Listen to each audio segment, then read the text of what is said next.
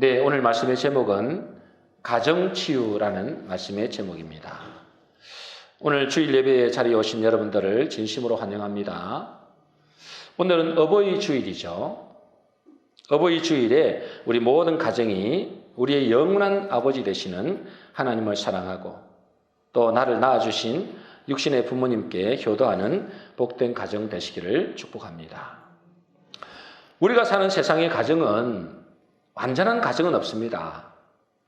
왜냐하면 마귀가 이 세상에 왕노릇하는 세상이기 때문에 사람으로부터 때로는 환경으로부터 많은 상처와 그런 아픔을 가지고 살아가게 되죠. 그런데 이 문제를 해결하지 않으면 우리가 가지고 있는 이 상처와 아픔들을 해결하지 않으면 치유받지 못하면 이것이 잘못하면 사단의 통로가 되어져서 공격 대상이 되기도 합니다. 그런데 이것은 세상에서 성공한다고 잘 나간다고 이 가정의 문제가 해결되는 것도 아니죠. 서울대생들에게 이렇게 설문조사를 했더니 서울대생의 신경쇠약, 노이로제, 불면증으로 시달리는 학생이 37%랍니다, 여러분. 3분의 1이 넘는다는 거예요. 입원을 해야 될 정도의 심각한 상태가 거의 5, 6% 정도 된다고 합니다. 그러니까 잘 나간다고 되는 것도 아니에요, 그죠? 그 사람들이 인류대학 출신입니다. 엘리트 중에 엘리트죠. 그런데 뭐죠? 그렇게 잘 나가는 그런 아이들도 심각한 정신문제가 왔다는 거예요. 10명 중에 3명 이상이 정신문제가 와 있다는 겁니다. 그러니 우리 가정은 어떤 가정이든지 간에 반드시 치유가 필요합니다. 치유를 해야 됩니다. 어떻게 가정이 치유되느냐? 이를 위해서는 먼저 우리 가정에서 일어나는 문제의 근원이 어디서 출발했는지를 알아야 됩니다. 문제의 근원을 알아야 되잖아요. 그 문제의 근원이 어디서 출발했느냐 이 말이죠. 가정의 문제의 근원은 아담 때부터 시작됩니다. 아담과 하와가 먹지 말란 선악과를 먹었습니다. 그죠? 그러고 나서 어떻게 되었느냐? 창세기 3장 8절에 이렇게 되어 있습니다. 우리 같이 읽어보겠습니다. 같이 읽습니다. 시작. 그들이 그날 바람이 불 때 동산에 거느시는 여호와 하나님의 소리를 듣고 아담과 그의 아내가 여호와 하나님의 낯을 피하여 동산나무 사이에 숨은지라. 그들이 먹지 말란 선악과를 따먹고 난 다음에 어떻게 했다고요? 여호와 하나님의 낯을 피하여 여호와의 얼굴을 피하여 동산나무에 숨었다 그랬습니다. 인간에게 죄가 들어오므로 하나님의 얼굴을 피하여 숨어버리는 것입니다. 우리 자녀들을 키워봤습니다마는 우리의 자녀들이 엄마 아빠에게 잘못을 했을 때는 하는 행동이 뭐죠? 엄마 아빠를 피합니다. 그죠? 눈을 마주치지 않으려고 그래요. 남편과 아내 사이도 마찬가지입니다. 남편이 바람을 피웠다. 그러면 어떻게 됩니까? 남편은 자꾸만 아내의 눈을 피하려고 그러죠. 그러면서 대충 돌려대려고 합니다. 그때 아내가 하는 말이 뭐라 할까요? 내 눈 똑바로 보고 이야기해 그러잖아요. 내 눈 똑바로 보고 이야기해. 근데 바람핀 이 남편은 아내의 눈을 똑바로 쳐다보지 못하는 거죠. 죄를 지었기 때문에 그렇습니다. 그러나 남편과 아내가 맡긴 것이 없고 서로 사이가 좋고 사랑하면 어떻게 됩니까? 서로 얼굴을 맞대고 눈과 눈을 마주하고 이렇게 행복해하죠. 마찬가지로 인간도 원래는 하나님과 하나님의 얼굴과 대면해서 이렇게 살았습니다. 그때는 너무너무 행복했죠. 그때 인간이 죄를 짓고 난 다음에 여호와 하나님의 낯을 피하여 숨어버리는 것입니다. 이때부터 아담의 가정은 심각한 위기를 가져오게 됩니다. 그죠? 마찬가지로 우리 가정의 위기도 부부의 문제 이전에 하나님과의 관계에서 출발한다고 보면 틀림없습니다. 창세기 27장에 보면은 이삭의 가정에 대한 이야기가 나옵니다. 여러분 이삭의 가정 알잖아요? 이삭이 누구죠? 아브라함의 아들입니다. 그죠? 유일한 아들입니다. 물론 유일한 아들은 아닌데 언약적으로 보면 유일한 아들입니다. 근데 이 이삭의 가정에 심각한 위기를 맞이하게 됩니다. 그죠? 무슨 위기를 맞이하게 되죠? 야곱과 에서, 이 쌍둥이잖아요. 이 쌍둥이가 형제 간에 큰 위기를 만났습니다. 이 야곱이 형 에서의 뭐죠? 장자권을 속에서 빼앗습니다. 축복권을 다 빼앗아버린 거예요. 그러니까 이 에서가 엄청 열받은 거죠. 내가 아버지만 돌아가시면 저걸 죽이리라 그랬어요.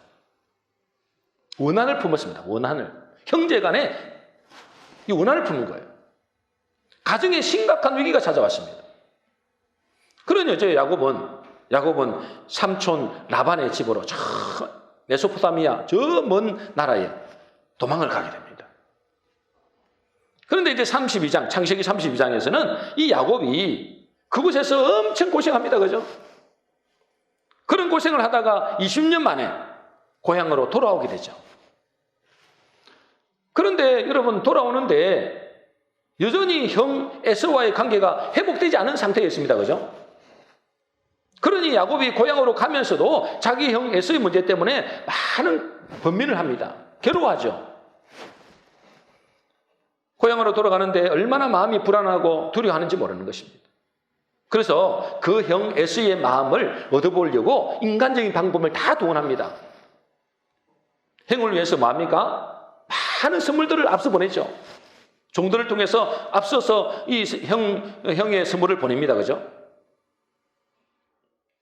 그리고 혹시나 형의 마음이 안 풀리면은 여차하면 도망가리라. 그런 계획까지도 다 수립합니다. 그런데 그 마음에 불안과 두려움은 전혀 없으시지 않다. 그리고 마침내 형 에서가 군대를 이끌고 자기에게로 향하고 있다는 소식을 듣고 야곱은 절망합니다. 이제 죽었구나. 자기만 죽으면 괜찮은데 처자식 다 죽이고 그 많은 재산들을 다 잃어버리게 생겼습니다.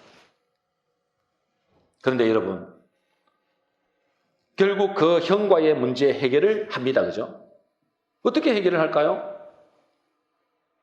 그 문제 해결에 가장 중요한 것이 뭐냐 이거죠.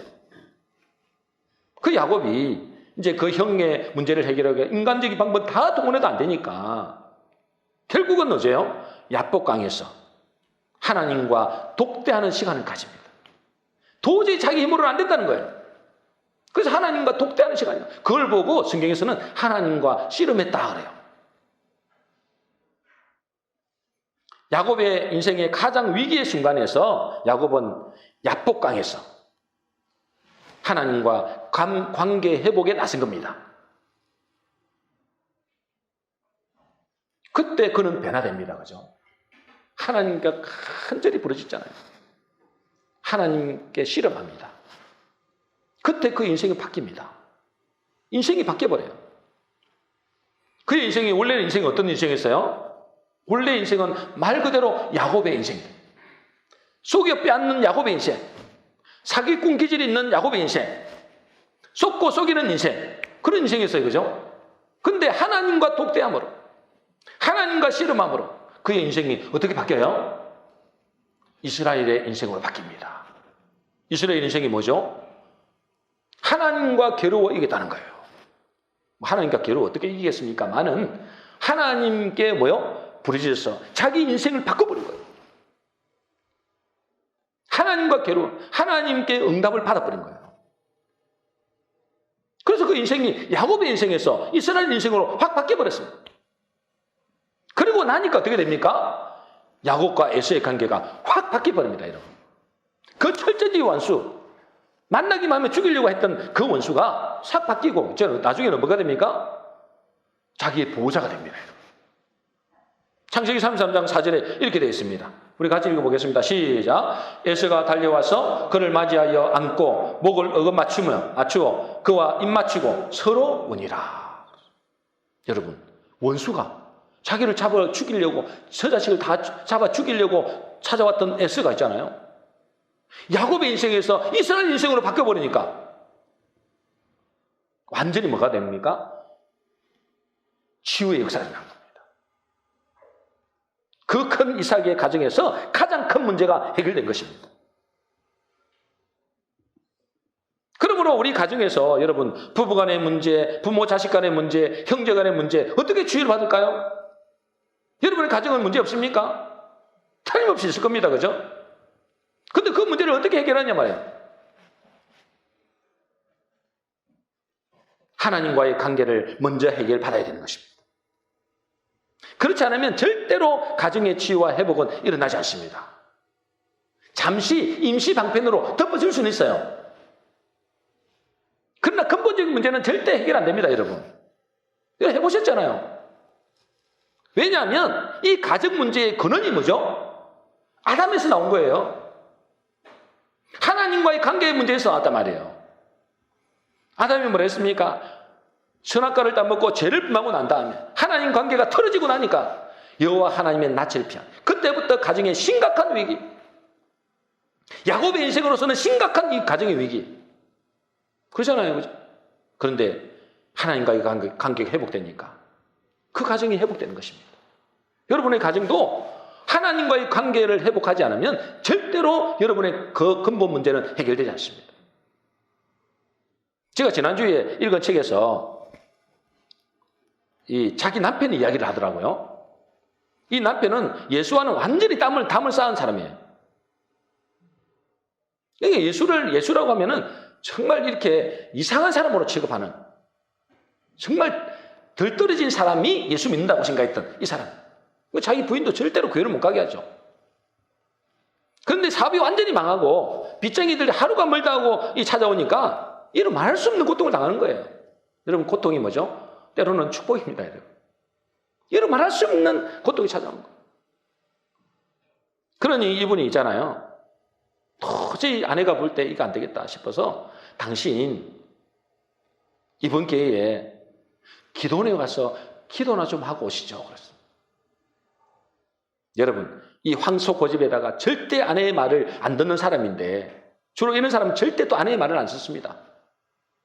그런 사람인데 사업이 완전히 왕창만 심각한 가정의 위기가 찾아오니까 그야말로 소가 도살장에 끌려가듯이 간 것입니다. 근데 막상 기도원에 가보니까 뭐요? 난리도 아닌 것입니다. 여러분 요즘에는 기도원에 사람들 그걸 많지 않습니다. 근데 그때 당시만 해도 어마어마하게 사람들 몰렸거든요. 지금은 잘 먹고 잘 사니까 살만하니까 기도원에 가서 기도도 안 해요. 그죠? 근데 옛날에는 뭐죠? 힘들었잖아요. 그러니까 조금만 힘들면 기도원에 가서 기도하는 것입니다. 근데 기도원에 가보니까 난리도 아닌 거예요. 이 불신자가 가보니까. 서로 자리를 맡아놓고 절대 양보를 안 합니다. 조금 옆에 앉으려면 왜 내 자리에 앉느냐고 막 다그치고 불친절하고 기도한다고 막 고래고래 거하면 지르고 정말 이 불신자가 볼 때는 이게 가관이 아닌 거예요.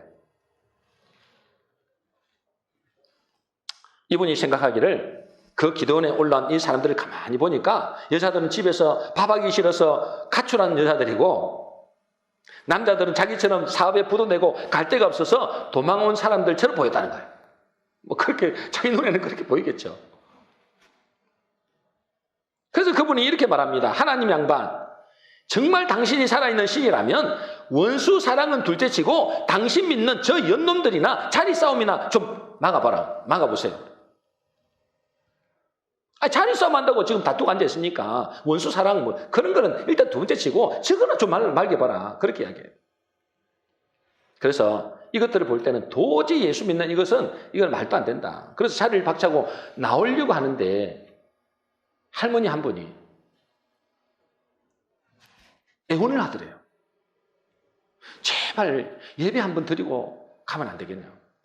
그건 모르는 분이에요. 그 나중에 이분이 이제 나중에 변화돼가지고 그 날 밤에 이제 변화돼가지고 그 다음날 그 할머니 찾을 때 뭐 기도원이 크지도 않는데 근데 할머니가 없더래요. 나중에는 이분이 천사였구나 이렇게 생각이 들었다. 그래서 이 할머니 때문에 어쩔 수 없이 앉아서 예배를 드리는 겁니다. 그 할머니 그 예배를 드리면서 이렇게 소리를 치는 거예요. 저기 하나님, 당신 정말 살아 있습니까? 살아 있어. 살아 있습니까? 살아 있어. 그럼 어디 한번 나에게 나타나서 내가 하나님 이렇게 욕하고 그러는데 내 다리 몽둥이를 한번 분질러 보시오. 그러면 내가 믿겠소. 이렇게 이야기했다. 그러면서 고래고래 고함을 지르는 겁니다. 그분 말로는 사바다가 실패했죠. 또 예수 믿는 아내 때문에 막 이렇게 그 원망하는 마음도 있죠. 또 교회 다닌다고 하는 사람들이 하는 거 보니까 자리 다툼이나 하고 앉아있죠. 그러니까요. 하나님이 어디 있어요? 하나님 앞에서 이 삿대질 하면서 온 분노를 다 끌어다가 막 하나님께 쏟아부은 거예요.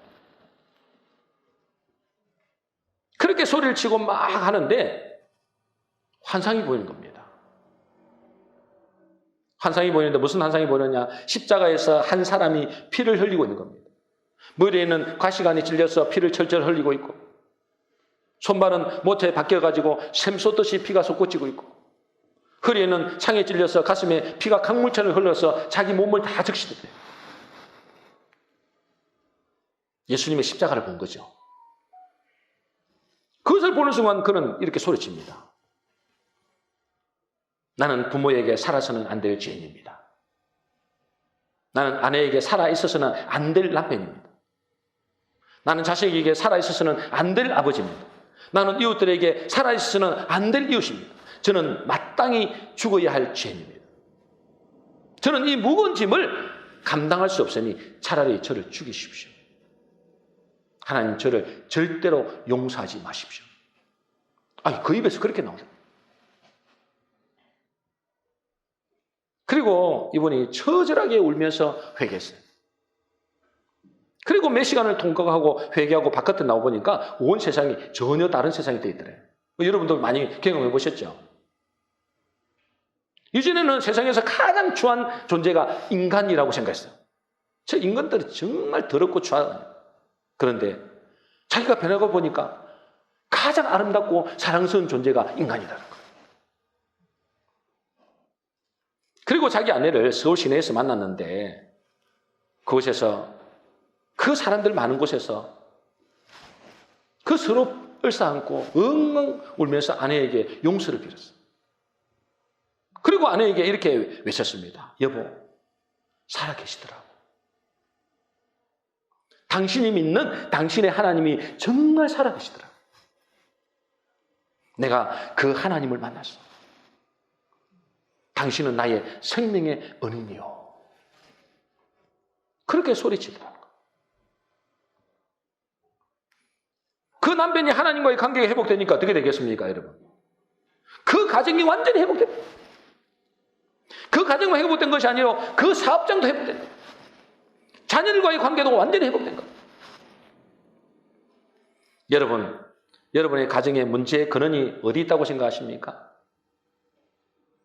아담의 가정처럼 하나님과의 관계에서 비롯됐습니다. 하나님과의 관계가 회복될 때 가정의 문제는 또 자녀의 문제는 자연스럽게 해결되는 것입니다.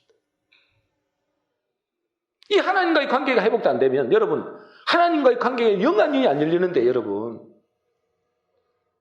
저 왼수처럼 왼수 남편 그죠? 저 아내 저 자식들 저것들 때문에 내 인생이 불행하다고 생각한다. 여러분 하나님과의 관계가 회복되지 않으면 절대로 가정의 행복은 없습니다.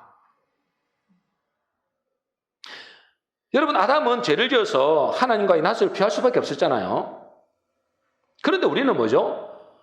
하나님께서 그 은혜로 말미암아 예수 그리스도를 통해서 하나님의 얼굴을 대면할 수 있는 길이 열려버렸습니다. 그래서 에베소 2장 16절 17절에 이렇게 되어 있습니다. 우리 같이 읽어보겠습니다. 시작. 또 십자가로 이 둘을 한 몸으로 하나님과 한목하게 하려 하심이라. 원수된 것을 십자가로 소멸하시고 또 오셔서 먼 데 있는 너희에게 평안을 전하시고 가까운 데 있는 자들에게 평안을 전하셨으니. 여러분 저와 여러분들이 죄의 문제 때문에 하나님의 얼굴과 대면할 수 없는 존재였어요. 그죠? 그래서 하나님과 우리의 관계가 원수 관계였습니다. 여러분. 그런데 예수님의 그 십자가로 말미암아 원수된 것을 십자가로 소멸하셨다는 거예요. 이제는 누구든지 하나님 앞에 나아가서 하나님의 얼굴과 대면할 수 있는 그런 관계가 되었다는 것입니다. 그래서 우리가 하나님의 얼굴을 바라볼 때 우리는 뭐죠? 우리의 심령의 회복뿐 아니라 우리의 가정도 치유가 일어나게 되는 것입니다. 지금 여러분의 가정에도 문제의 근본이 어디에 있습니까? 하나님과의 관계의 문제라고 보면 틀림없습니다, 여러분. 하나님과의 관계에 문제가 있으면 하나님을 바라보지 않고 자꾸만 문제에 집중합니다, 여러분. 하나님과의 관계가 회복되지 않으면 자꾸만 뭐죠? 문제에 집중합니다. 이것은 누가 하는 것일까요? 마귀가 하는 것이죠. 마귀는 우리 가정의 문제의 원인을 사람이나 문제에 집중하도록 만듭니다. 그래서 우리 가정의 불화의 원인을 저 남편 때문이라고 하는 거예요. 저 아내 때문이라고 하는 거예요. 저 새끼 때문에 그렇다고. 남편을 잘못 만났어. 아내를 잘못 만났어. 이런 가정의 불화가 일어난다고 생각합니다. 다 그렇잖아요. 또 어떤 사람은 경제나 환경의 문제로 생각하기도 합니다. 그죠? 심지어는 자기 자신의 무능 때문에 문제가 생겼다고 생각하기도 합니다. 그러니까 마귀는 있잖아요. 우리가 하나님과의 관계 회복되지 않으면 마귀는 자꾸만 문제에 집중하도록 합니다. 사람 때문에, 경제 때문에, 저 자식 때문에, 무능한 나 때문에 자기를 스스로 자책합니다. 문제의 원인을 잘못 보는 것이죠. 여러분, 문제의 원인을 잘 파악해야 답을 찾을 수 있습니다. 그죠? 근데 문제의 원인을 잘못 보니까 답도 잘못 보는 거예요. 여러분, 가정의 문제의 원인은 어디에 있다고요? 하나님과의 관계에 있습니다. 이건 틀림없는 사실입니다. 그래서 하나님은 우리의 가정에서 문제를 만났을 때, 문제 없는 사람 있잖아요. 문제 없는 가정 없잖아요. 문제를 만났을 때 문제에 집중하지 말고 하나님께 집중하라라고. 그래서 미가서 7장 7절에 이렇게 되어 있습니다. 우리 같이 읽겠습니다. 미가서 7장 7절입니다. 같이 읽겠습니다. 시작. 오직 나는 여호와를 우러러보며 나를 구원하시는 하나님을 바라보나니 나의 하나님이 나에게 귀를 기울이시도다. 나는 여호와를 우러러보겠다는 거예요. 나를 구원하시는 하나님을 바라봐야만이 여러분의 가정이 치유가 일어납니다. 시편 50편 15절입니다. 우리 같이 읽겠습니다. 시작. 환난 날에 나를 부르라. 내가 너를 건지리니 내가 너를 영화롭게 하리로다. 여러분의 가정에 환난을 만났습니까? 문제를 만났습니까? 나를 바라보라는 거예요. 나에게 부르짖으라는 거예요. 그리하면 내가 너를 건지겠다. 너희 가정을 건지겠다. 너희 가정을 구원하겠다. 그래서 너희 가정을 영화롭게 하겠다. 여러분의 가정에 문제가 있다면 사람이나 환경에 집중하지 말고 하나님을 바라보고 예수 그리스도를 바라보시기를 바랍니다. 그럴 때 우리의 가정의 문제가 치유되기 시작하는 것입니다. 그리고 우리의 가정이 치유되기 위해서는 가정의 시작이 어디죠? 부부입니다. 부부. 그죠? 가정의 시작이 뭐로 시작한다고요? 부부로부터 시작됩니다. 부부가 치유를 받아야 돼요. 여러분, 부부가 치유받으시기를 바랍니다. 어떻게 치유를 받죠, 부부가? 여러분, 부부가 치유 못 받으면 여러분 가정에는 절대로 치유를 못 받습니다. 부부가 치유를 받아야 돼요. 부부를 어떻게 치유받냐는 말이죠. 오늘 본문에 보니까 아내와 남편을 이렇게 말씀하고 있습니다. 에베소서 5장 22절입니다. 같이 읽겠습니다. 시작. 아내들이여 자기 남편에게 복종하기를 주께 하듯 하라. 부부의 치유의 첫 번째는 뭐라고요? 아내들이여 자기 남편에게 복종하기를 주께 하듯 하라. 아멘을 안 하시네요. 아내들이여 자기 남편에게 복종하기를 누구에게 하라고요? 주가 누구예요? 하나님이십니다. 예수님이십니다. 주께 하듯 하라. 이 말을 들은 분들은, 아내들은 말이 안 된다고 생각하는 분들도 혹 있을 수 있습니다. 이거 말도 안 된다, 이거는.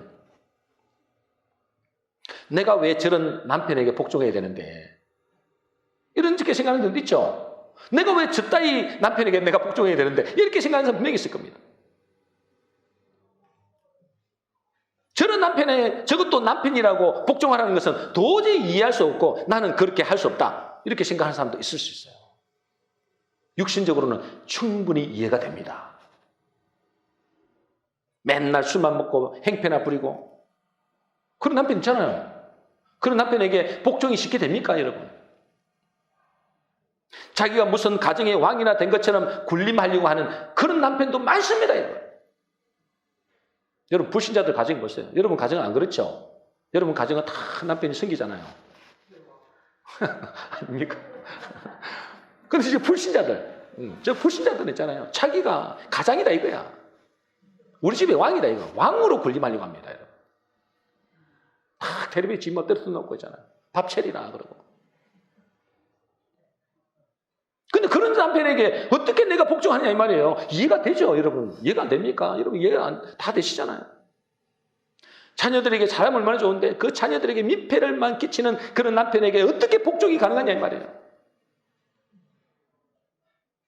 여러분 남편에게도 그렇게 순종한다는 것이 결코 쉬운 일이 아니라는 거죠. 근데 여러분 남편도 마찬가지입니다. 남편도 마찬가지예요. 하나님은 남편에게 뭐라고 말씀하셨을까요? 에베소 5장 28절입니다. 우리 같이 읽겠습니다. 시작. 이와 같이 남편들도 자기 아내 사랑하기를 자기 자신과 같이 할지니 자기 아내를 사랑하는 자는 자기를 사랑하는 것이라. 남편들아 자기 아내 사랑하기를 자기 자신과 같이 하라라고 하셨습니다. 남편들은 아무도 아멘 안 합니다. 보세요. 하나님께서는 남편들에게도 이렇게 합니다. 자기 아내 사랑하기를 자기 자신과 같이 사랑해라. 이렇게 말하면은 도저히 받아들이지 못하는 남편들도 많습니다. 할 말이 많죠. 저도 남편의 입장에서 할 말이 너무너무 많습니다. 아니 지금은 안 그렇습니다. 지금은 안 그래요. 지금은 안 그렇습니다. 예전에 네. 결혼 막 하고 나서 고집불통에다가 아니 우리 그 사모를 말하는 게 아닙니다. 고집불통에다가 남편 알기를 먹같이 한다니까요. 그런 사람 많습니다. 그죠? 남편 알기를 먹같이 동네 가난한 많은 사람도 있습니다. 인간적으로 도저히 대먹지 못한 그런 아내를, 그런 여자를 내 몸과 같이 사랑하라. 도저히 용납이 안 되는 겁니다. 사랑할 가치가 있어야 사랑을 하지. 사랑할 가치가 전혀 없는데 어떻게 내가 사랑하냐면 이렇게 반문할 수 있습니다. 그죠? 이해가 되잖아요. 남편도 이해가 되고 아내도 이해가 됩니다. 그러나 내가 이해되지 않는다고 해도 그것이 하나님의 말씀이라면 그것에 순종해야 됩니다. 왜 그럴까요? 여러분 우리가 예수 믿는 하나님의 백성이라면 여러분 하나님의 나라의 백성이잖아요. 하나님의 나라라는 것은 뭐죠? 하나님의 말씀의 통치를 받는 백성이다 이 말이에요. 그러므로 하나님께서 그렇게 말씀하셨다면 그 법이에요, 법. 그렇게 말씀하셨다면 그 말씀에 순복하는 것이 하나님의 백성의 모습이다 이 말이에요. 그게 자세다 이 말이에요. 내가 이해돼서 순종하는 것이 아니고 비록 이해가 안 되고 내가 용납이 안 되지만은 그것이 하나님의 말씀이기 때문에 순종하는 그것이 하나님의 백성다운 모습이다 그 말이죠.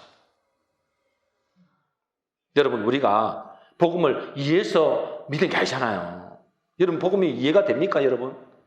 뭐 지금은 이해가 되겠죠. 점점 깊어지면 깊어져서 이해가 될 가능성이 높습니다만 처음부터 우리가 여러분 복음이 이해가 됐으 믿었습니까? 예수 믿어서 천국 간다고요? 우리가 불신자에 있을 때 예수 믿어서 천국 간다 이게 말이 안 되는 소리예요. 착한 일만 위해서 천국 가야지 어떻게 예수 믿는다고 천국 가느냐 이거죠. 근데 여러분 우리는 잘 알잖아요. 예수를 믿어야만이 천국 갈 수 있습니다. 그죠? 다른 방법은 절대로 안 됩니다. 지금은 이해가 되죠. 그러나 우리가 처음부터 이해가 된 건 아니라니까. 여러분 원수를 사랑하라. 이게 우리는 지금은 이해되지만은 우리 불신자 세력들은 도저히 이해가 안 되는 겁니다. 어떻게 원수를 사랑합니까? 눈은 눈으로, 이는 이로. 이게 우리가 이해가 되는 거잖아요. 근데 원수를 사랑하라고요? 근데 하나님은 원수를 사랑하래요. 우리가 생각할 때 상식적으로 이해는 안 되지만 그것이 하나님의 말씀이기 때문에 우리가 믿습니다 하고 그 말씀에 순종하는 겁니다. 그걸 보고 뭐라 한다고요? 믿음이라 그래요. 여러분 우리는 믿음으로 천국할 줄은 믿습니다. 근데 믿음으로 천국하는데 내가 다 이해되고 내가 상식적으로 이해되고 그래서 믿어지는 거는 여러분 성경을 거의 여러분 성경 다 이게 빼버려야 돼요. 그럼 몇 장 안 남아요, 여러분. 처음부터 이해가 안 되는 건데. 믿음으로 천국 가는 것입니다. 내가 이해 안 된다 할지라도, 내 생각과 안 맞다 할지라도, 내 상식과 안 맞다 할지라도 그것이 하나님의 말씀이면 아멘하고 믿는 것이 참된 믿음이란 말이에요. 그때 기적의 역사가 일어난다니까요. 여러분, 믿음의 조상들이 다 그렇게 살았습니다. 내가 이해 안 돼도, 여러분, 아브라함이 그 잘 사는 나라에서 네 본토집을 아버지들을 떠나서 내가 지시했다고 하는 거 말이 됩니까, 여러분? 그때 당시만 해도 지금하고는 전혀 차원이 다릅니다. 가면 죽는 거예요, 여러분. 그때 자기하고 이해 안 되지만은 순종했습니다. 믿음의 조상들 다 그랬다니까. 그것에 순종하니까 하나님의 기적의 역사, 순종의 기적을 보는 것입니다. 유중국 사모님이 책에 이렇게 돼 있더라고요. 이 사모님이 불신자 남편에게 시집을 갔는데 이 남편이 강력한 반대로 교회를 거의 못 다닌 겁니다. 그러니 마음이 얼마나 마음고생이 심한지 모르는 거예요. 예수 믿는 사람이 그렇게 참 잘 믿던 사람이 그 남편 때문에 교회를 못 가니까 얼마나 마음이 상하겠어요. 그런데 남편이 사업이 힘들어지자, 참 사업이 힘들어야 돼요, 남자들은. 그죠? 되는 일이 없으니까. 사업이 힘들고 사업이 몽땅 망령이 되자 사모님에게 이런 말을 합니다. 이렇게 말을 해요. 뭐라고 이야기하느냐? 너 예수 믿는다며? 그러면 당신이 기도원에 가서 당신이 믿는 하나님께 1,000만 원을 달라고 해봐. 그때 당시 1,000만 원 큽니다. 지금으로 한 1억 정도 될 거예요. 1,000만 원을 달라고 해봐. 정말 그것을 갖고 오면은 나도 당신이 믿는 하나님을 믿을게. 그랬어요. 여러분, 이렇게 여러분의 남편이 여러분에게 그렇게 이야기하면 여러분은 아멘하고 순종하겠습니까? 보통 아내 같으면 어떻게 말하겠어요? 속으로는 이 미친놈, 너 같은 놈에게 하나님이 돈을 주겠냐? 아마 이렇게 생각하는 아내도 많을 겁니다. 아니, 기도원에 가서 돈 달란다고 당장 돈이 떨어지냐 이 말이에요, 여러분. 근데 이 사모님은 기쁜 마음으로 순종했어요. 기쁜 마음으로. 그래서 기도원에 올라갔어요. 자기 혼자 가니까 좀 불안했던지 자기 이 감시자를 보냈어요. 시누이 같이 함께 기도원에 보낸 겁니다. 거기서 사모님은 하나님께 회개하고 부르짖습니다. 뭘 회개했을까요? 자기가 남편이 무서워서 교회도 못 나간 것, 남편과 함께 세상에 빠져 살았던 것, 자기가 생각나는 그 죄를 밤새도록 회개하는 것. 그때 그 사모님에게 주님이 말씀하셨어요. 밤새도록 회개하고 기도하니까. 말씀하셨는데 뭐라 하느냐면 네 남편을 사랑하라 라는 음성을 주시더래요. 저희는 깜짝 놀랐대요. 육신의 남편을 내가 물론 내가 사랑하지는 이렇게 사랑했다고 생각했거든요. 예수 믿는 사람이니까 그래도 내가 육신의 남편을 사랑했다고 생각했어요. 그래서 말하면은 인간한 말은 다 들어줬어요. 그런데 주님은 그 사모님에게 남편을 사랑하지 않았다라고 이야기해요. 깜짝 놀랐어요. 그러면서 남편을 사랑하지 않는 이유를 보여주시는 겁니다. 이유를. 화면을 다 환상을 보여주시는 거예요. 그 사모님이 환상을 다 보는데 자기 남편이 어떤 모습이 있느냐, 영혼을 내서 확 보여주는데 어떤 모습이냐, 그 남편이 눈먼 장님인 거예요. 기머거리, 그리고 벙어리라. 귀도 안 들리고 눈도 안 보이고 벙어리라. 그것이 남편의 실제 모습이라는 거예요. 그리고 온몸에 누더기를 걸치고 더럽고 추한 모습이더래요. 완전히 거지 모습. 그리고 사망이 꽉 막혀가지고 이러지도 저러지도 못하고 죽을 수밖에 없는 불쌍한 모습이 자기 남편의 모습이더래요. 그런 남편에게 육신적으로는 좀 말을 잘 들었는지 몰라도 복음을 한 번도 못 전했대요. 겁이 나가서. 예수 믿으라는 말을 한마디도 못했대요. 그렇게 복음을 전하지 않고 그 남편을 방치해두면서 어떻게 너가 그를 사랑했다고 하느냐. 여러분의 남편은 어떻습니까? 세상에서 잘 나갑니까? 여러분의 남편이 지금 이런 모습이라니까요. 예수 믿지 않는 여러분의 남편이 지금 어떤 모습이라고요? 눈물고 기물고 벙어리 되고 온몸에 누더기를 걸치고 더럽고 추한 모습이다. 근데 그것을 뭐요? 아이고 남편은 뭐 알았어 뭐 처음 가더니 말든 이렇게 생각하십니까? 그건 여러분 남편을 절대로 사랑하지 않는 겁니다. 그래서 이분이 이걸 모습을 보고 하나님 앞에 남편을 사랑하지 않는 것에 대해 통곡하며 회개했어요. 눈에 보이니까. 그런데 참 그렇게 회개했는데 그 이후에 같이 간 시누이도 변화되고 시누이가 변화돼 버렸어요. 그 자리에서. 그리고 심지어 남편의 말에 순종하여서 기도원에 갔잖아요. 그 다음날 바로 1,000만 원이 자기 남편에게 손에 쥐어졌어요. 기도원에 가 있는 사이에. 그리고 그 남편도 그 후에 완전히 변화된 사람이에요. 집에 와보니까 남편이 엉엉 울더래요. 당신 하나님은 살아있어. 그때 당시 1억이라는 돈은 지금 빚을 지가지고 지금 막 빚쟁이들 막 몰려오는데 1억이라는 돈이 여러분 손에 쥐었다고 생각했어요. 그것도 갑자기.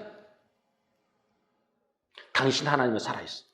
그 말에, 남편의 말에 절대 복종했더니 하나님이 기적의 역사를 해줍니다. 저도 요즘에 이런 생각을 합니다. 내 생각과 맞지 않아도, 내 상식과 경험에 맞지 않아도 하나님의 말씀이라면 내가 무조건 순종해야 되겠다. 잘 안 되지만, 저도 잘 안 돼요.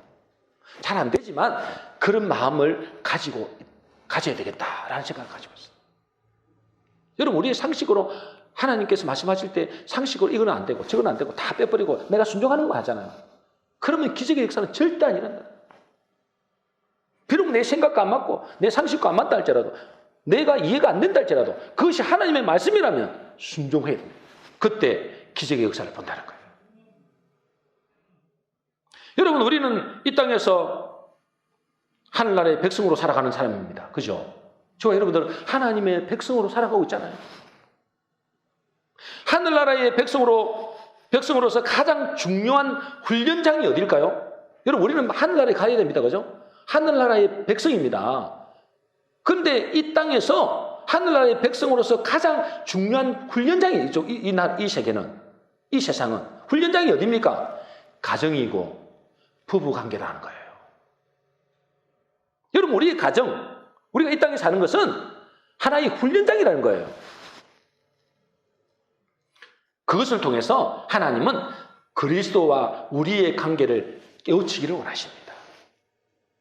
그래서 오늘 말씀에 아내들아, 남편들아 이렇게 이야기하잖아요. 아내들아, 너희 남편을 죽게 복종하듯이 복종하라 그러잖아요.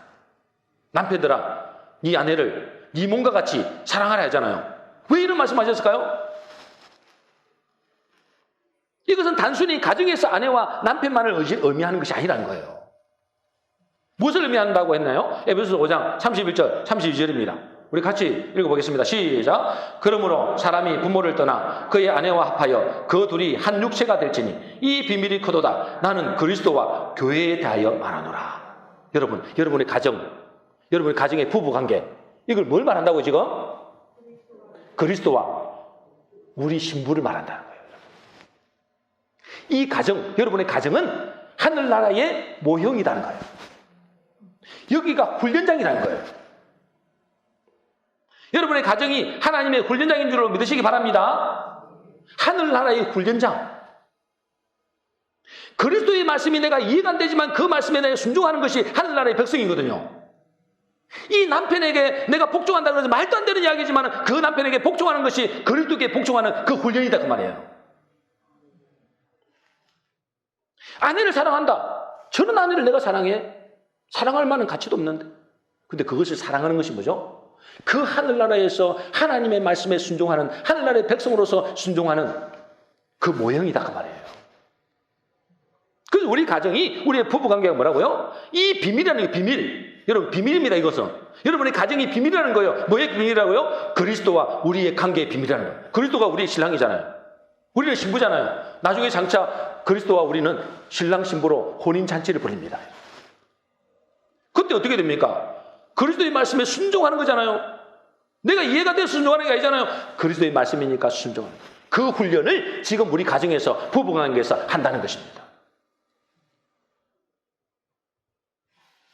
그러니 우리가 하나님의 나라의 백성이라면 우리 부부관계를 통해서 그리스도께 복종하는 법, 연약한 아내를 사랑하는 법, 이걸 배우게 되는 거예요. 이게 배우는 장소라는 거예요. 이것이 훈련장이라는 거예요. 이 훈련을 제대로 거치지 못했는데 어떻게 하늘나라의 백성으로 가겠냐 이거죠. 우리 육신의 부부는 하늘나라에서 신랑 대신 그리스도의 관계를 훈련하는 훈련 장소인 것입니다. 이 훈련을 통해서 우리는 그리스도의 신부로서 단장해 가는 것입니다. 저와 여러분들은 이 땅에서 뭘 단장한다고요? 그리스도의 신부로서 단장하는 거예요. 그걸 배우게 하는 것이 가정이고 그것을 배우게 하는 게 부부관계라는 거예요, 여러분. 이게 비밀이라는 거예요, 비밀. 그래서 내 생각과 맞지 않아도, 내 상식과 맞지 않아도, 내 어떤 가지고 있는 가치관과 맞지 않아도 그 말씀에 순복함으로 그리스도의 신부로서 준비하는 과정이라는 거예요. 여러분, 그리스도의 신부로서 준비하는 여러분 가정 되시길 바랍니다. 우리 모든 성도님들은 이 부부관계에서 내 생각과 내가 원하는 배우자가 아니어도 하나님의 말씀대로 아내는 남편에게 복종하고 남편은 아내를 자기 몸을 사랑하듯이 사랑함으로 부부관계가 치유되고 여러분의 가정이 치유되어서 그리스도의 신부로 단장하는 복된 가정 되시기를 주의 이름으로 축복합니다. 정리하겠습니다. 오늘 말씀은 가정치유라는 말씀입니다. 가정에 문제없는 가정은 한 사람도 없습니다, 여러분. 그래서 가정의 치유가 필요한 거예요. 어떻게 가정이 치유된다고요? 두 가지를 말씀드렸습니다. 그 가정의 위기는 사람의 관계의 문제라기보다는 하나님과의 관계의 문제다. 그래서 하나님과의 관계를 회복해야 됩니다. 이게 첫 번째고요. 두 번째는 뭐죠? 우리 가정이 치유되기 위해서는 부부 관계가 치유돼요. 이 부부가 첫 번째 가정의 시작이기 때문에 그렇습니다. 이 부부 관계를 어떻게 치유됩니까? 부부가 말씀 앞에 뭐 해야 된다고요? 순종해야 됩니다. 내가 이해돼서 순종하는 것이 아니고 하나님의 말씀이기 때문에 순종해야 됩니다. 그래서 아내들아 자기 남편에게 복종하기를 주께 하듯 하라. 남편들아 자기 아내 사랑하기를 자기 몸과 같이 하라. 이것은 뭐죠? 내 생각과 전혀 맞지 않지만 하나님의 말씀이니 그 말씀에 순종하는 것입니다. 이것이 하늘나라의 백성으로 사는 우리의 본분이란 말이에요. 가정의 부부는 곧 그리스도와 성도의 관계를 말씀하시는 겁니다. 우리 모든 가정들은 이제 문제를 바라보는 것이 아니라 하나님을 바라보고 그리스도의 신부답게 하나님 말씀에 순복함으로 가정이 치유되고 회복되는 복된 가정, 행복한 가정 되시기를 주의 이름으로 축복합니다.